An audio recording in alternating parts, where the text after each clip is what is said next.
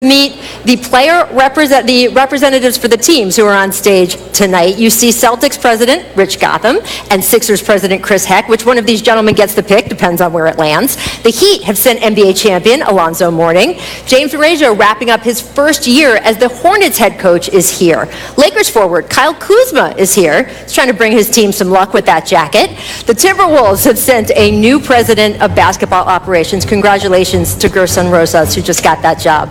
The Mavericks have sent their powerhouse CEO, Cynthia Marshall. She's here. For Memphis, they sent the man with, guys, the coolest nickname in the building, right? Elliott Sox Perry. Repping New Orleans. No one's backing me up on that, Elliot. I'm with you. That's a great nickname. Repping New Orleans will be the new EVP of basketball ops, David Griffin. Washington has sent Vice Chairman Raul Fernandez. Atlanta has sent a member of its ownership group, actress Jamie Gertz, hoping for more than less than zero tonight. And next up, the man who needs no introduction in Chicago, four-time champion, Horace Grant. Hold for applause. Last year's #1 overall pick, DeAndre Ayton, is here for the Suns. And the Cavs have sent their good luck charm. Nick Gilbert, the son of owner Dan Gilbert, is here tonight. And here, repping the New York Knicks, the legend, Patrick Ewing. A quick look at the percentages of the teams with the best chances to win tonight. We have the Knicks, the Suns, the Cavs, 14% odds for that #1 pick. Your hometown Chicago Bulls, 12.5% odds for that #1 pick. The other teams could hop up in the lottery, and hey, it's like any lottery. If you don't play, you can't win. And here we go. This is NBA Executive Vice President and Chief Security Officer Jerome Pickett. When you see him, you know it has gotten serious. And in fact, he is escorting the only man in this ballroom who knows the results of the draft lottery, Darrington Hobson from the accounting firm of Ernst & Young, delivering these sealed envelopes to the table right now. So the time has come, Zion. Take a deep breath. We've got NBA Deputy Commissioner Mark Tatum coming to the stage, who will reveal the lottery picks of the 2019 NBA Draft.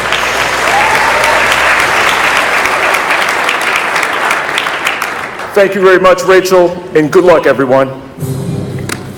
Pick number 14 will be made by the Boston Celtics. All right, this was originally Sacramento's pick, but it goes to Boston. If the pick had been #1 overall, would have been to Philadelphia, but Celtics, you've got it.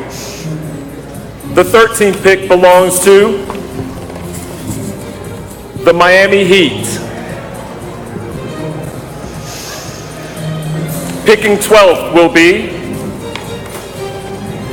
the Charlotte Hornets. The 11th pick in the draft will go to the Minnesota Timberwolves. Wow, that means the Los Angeles Lakers have moved up. Kyle Kuzma's lucky jacket worked. And it gives the Lakers a chance to get another asset to go after Anthony Davis in a trade. Wow, this is going to get interesting. Pick number 10 will be made by the Atlanta Hawks. All right, so the pick goes to Atlanta due to the Luka Doncic-Trae Young trade at last year's draft. Had the pick gone into the top 4, would have stayed with Dallas, but sorry, Cynthia, we got to give the pick up to Jamie Gertz. The 9th pick goes to the Washington Wizards. Wow, all right, this means the Grizzlies moved up. We have a double jump, Woj. And this was the flattening of the lottery odds. We are going to see more action like this. The 8th pick will be made by the Atlanta Hawks. That means that New Orleans has moved up. We have chaos here, people. Absolute chaos. Dave, you're supposed to look more excited, David Griffin. The 7th pick belongs to the Chicago Bulls. Wow. So we know where Chicago will be drafting now. All right, that means the Lakers, Grizzlies, and Pelicans have moved up. 2 more to go. Wow. Pick number 6 goes to the Phoenix Suns. So the Phoenix Suns have dropped out of the top of the lottery. The idea, too, of New Orleans up that high, David Griffin's looking for someone to play with Anthony Davis, not to move him out.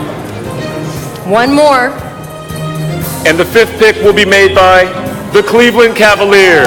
So the Cleveland Cavaliers have been hoping for their fourth #1 pick in 9 years. They won't be getting there, but it does mean that the New York Knicks, Patrick Ewing, you're moving on to the next round. Here is the draft party in New York. I think they're going to be happy, guys, when we see them. What do you think when it flashes to the screen? I'm guessing happiness. There we go. Stop filming yourselves. You're about to get a top pick in the draft, whoever it is. It's going to be exciting. Coming up, the drama is going to continue. Patrick Ewing is cool as a cucumber, but we're not, because the top 4 picks of the 2019 draft, the thumbs up. We're in good shape. Check in on the draft parties, see how they're doing tonight. And let's look at our finalists for the #1 pick. Representing the Los Angeles Lakers, their forward, Kyle Kuzma. Representing the Grizzlies, Elliott Sox Perry. I told you those Sox were lucky. And the Pelicans, David Griffin. And representing the Knicks, Patrick Ewing. We are down to the final 4. Let's bring in Commissioner Mark Tatum to seal this man's fate up here. Thanks again, Rachel. The 4th pick in the 2019 NBA draft goes to the Los Angeles Lakers. The 3rd pick goes to the New York Knicks.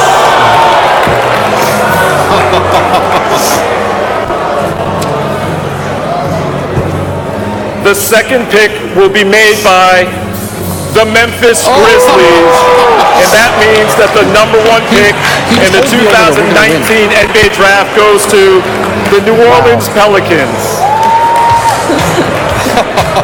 Wow. All right, barring a trade, New Orleans will pick first overall for just the 2nd time in franchise history.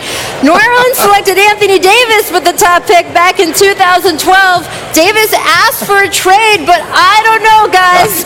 Now Zion Williamson might be coming to town. Look how happy David Griffin looks. Our Maria Taylor is standing by to...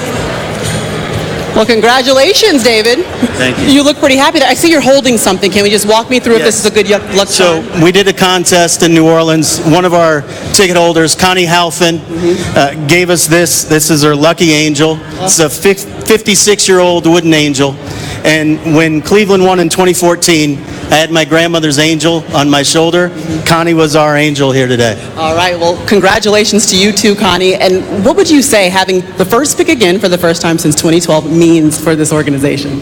Well, I think it's just another positive event for us and what's going to be, we hope, several that we stack together. I think Mrs. Benson and her ownership group have invested in this very heavily. And my presence there and my desire to be there had everything to do with this community. So I'm really excited for our fan base, and we got a lot of work to do, but this is a good start. When I say Zion, you say what? We have a lot of work to do. This is a good start. All right. Thank you for your time, Rachel. Absolutely. All right. Let's take a look at the final draft lottery order. New Orleans Pelicans, second #1 pick in their history. You've got the Grizzlies, the Knicks, the Lakers, the Cavs, the Suns, the Bulls. And Woj, you heard this might happen tonight. I stood over behind our stage with Dave Griffin about 90 minutes ago. He looked me in the eye and he said, we're going to win this draft lottery. We're going to get the #1 pick. And we're going to continue to work to convince Anthony Davis to stay here. It's not about talking in meetings. It's about showing him, and the whole narrative about Anthony Davis's future in New Orleans, I think, could be very different with Zion Williamson's arrival. Man, as we said earlier tonight, the match is getting lit tonight, and the ripple effect is going to be crazy. Maria Taylor is with Zion Williamson right now. All right, Zion, all eyes were on you several times. You looked a little nervous while you were sitting down. How do you feel right now? Still nervous. I don't know why. I'm just still nervous. Maybe because, yeah, like you said, all eyes were on me. And I think it's a lot to take in because I don't know where I'm going to be. Well, when you saw New Orleans got the #1 pick, you didn't think for a second, oh, I could be in New Orleans? It's definitely a possibility, but, I mean, it's not sure until it actually happens. Have you ever been before? I've never been. Let's talk through your game and what potentially it could bring to whatever team you end up with. It's my will to win, and whatever that team needs me to do, I'm going to be able to do it. And we saw a guy named Anthony Davis be picked by New Orleans with the number 1 overall pick. How does your game maybe compare to his and the ability that he had to make a difference in the league? Definitely the versatility, the ability to block shots and rebound, and I think just want to win. All right, well, Zion wants to win. He's still a little nervous, though, guys, but he knows potentially where he could end up now that New Orleans has the number 1 pick. Thank you so much, Maria and Zion. I want to get your guys' quick reaction to the fact that he is most likely going to the New Orleans Pelicans. Well, first of all, it's amazing that the new system that the NBA put in had this kind of excitement to it. Really remarkable in the first year, and I think it's got to make everybody feel good about the decision. But for David Griffin to step into this job and to say to you, Woj, that hey, we want to convince Anthony Davis to stay and have this happen, I mean, that's some nice cards for him to hold as we go toward the draft, and to be able to make a case to Anthony Davis that New Orleans is where he should stay. Especially with Julius Randle having that player option, too. You think about what that front court could be like with Zion Williamson and Anthony Davis if they can get him to stay. But I'm going to go down to the number 4 pick, too, Rachel. Everybody's talking about this being a 3-player draft. Now, there's some other formidable players, but if you think about the Lakers, it brings back value to the offseason again with free agency.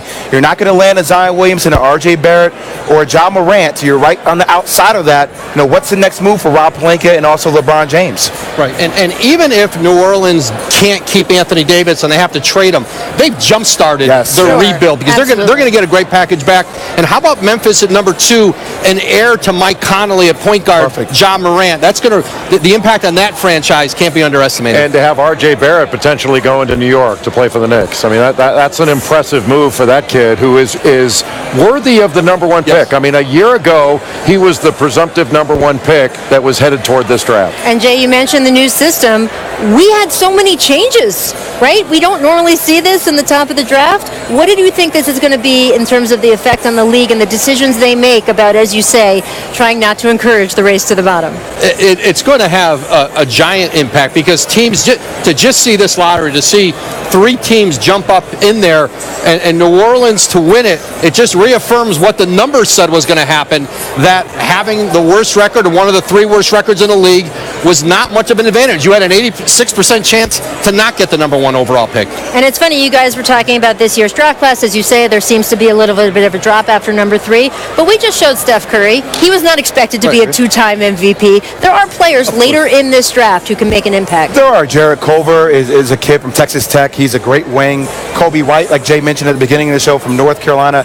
Also a guy, Darius Garland. Now, he didn't play this year for Vanderbilt, but he's one of the top guards in the country, and his ability to shoot, defend, and he's a speedster with the ball, kind of like Ja Morant. He's a special type player. The difference is this draft is not as deep with top flight talent. There are going to be some second round talents in most drafts that are going to go in the first round this year, and usually it's the opposite. You have first round talents that wind up in the second round. All right, but there are still good players out there. If you're watching and your team is not the New Orleans Pelicans, there's still exciting things happening ahead. I want to get back to Zach Lowe because, as you guys know, he was sequestered in the secret room. Let's just call it like it is. He was being held hostage. I believe that they have finally let him out. Zach, what have you got for us? Oh my God, Rachel. The most enthusiastic reaction I've ever seen in this room before was all those years ago when New Orleans won the lottery for Anthony Davis. Dell Demps offered up an enthusiastic fist pump underneath the table. I'm very happy to report that Alvin Gentry beat that out by a huge margin. He stood up, may have let out an expletive, and just started running around high-fiving all the people behind him, and everybody loved it. And it was just the wildest to see. I mean, you can't even make this up. The whole lottery was going to be about, oh my gosh, what does it mean for the Anthony Davis sweepstakes? What about the Knicks? What about the Lakers? And Anthony Davis's team won the lottery. The entire room went crazy. There were gasps, there were shrieks, and then, of course, the Knicks and the Lakers are up there too. It was an absolutely wild scene. I was glad to witness it, and now I'm going to run up and talk to everyone up there. Back to you.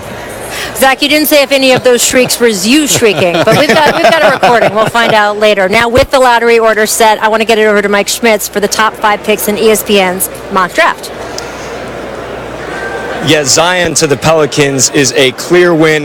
That's a no-brainer. We know that. But number 2 is when you start having some debate. Is it Ja Morant? Is it RJ Barrett? We're going to go with Ja Morant in Memphis. We think he can play with Mike Conley initially and then kind of be the heir apparent there. And that's huge for the New York Knicks. RJ Barrett is built to have that big city mentality. He's not afraid of the lights. So that's a huge win there. And then Darius Garland to the Lakers. He can play with Lonzo Ball. He can play on the ball. He can play off the ball because of his shooting stroke. And then lastly, DeAndre Hunter to the Cleveland Cavaliers. Great. Thank you so much, Mike. We appreciate it. All right, can we get a little tail of the tape from you guys? Sure, let's do it. From what he was just talking about? You talking about Ja and RJ? Absolutely. Yep. I think it's a tough call. I agree with Mike that it's not a no-brainer. I would take Ja Morant first. But if you go with the shooting, Jay, I think I would lean toward Ja Morant, although when he gets his feet set, the lefty RJ Barrett can knock shots down. He's got to improve his free throw shooting, and Ja Morant's a much better free throw shooter. Morant's also a better passer. I would agree. When you look at the size, the length, I like RJ, but the style in which to play. I mean, look, same reason the Arizona Cardinals drafted Kyler Murray, right? You need a quarterback. You need a point guard, especially in today's age, a pace and space. Right. And there's nobody better to learn underneath if you're Ja Morant than Mike Conley Jr., a guy who's been plagued by injuries for most of his career, but his basketball IQ is off the charts. It is going to be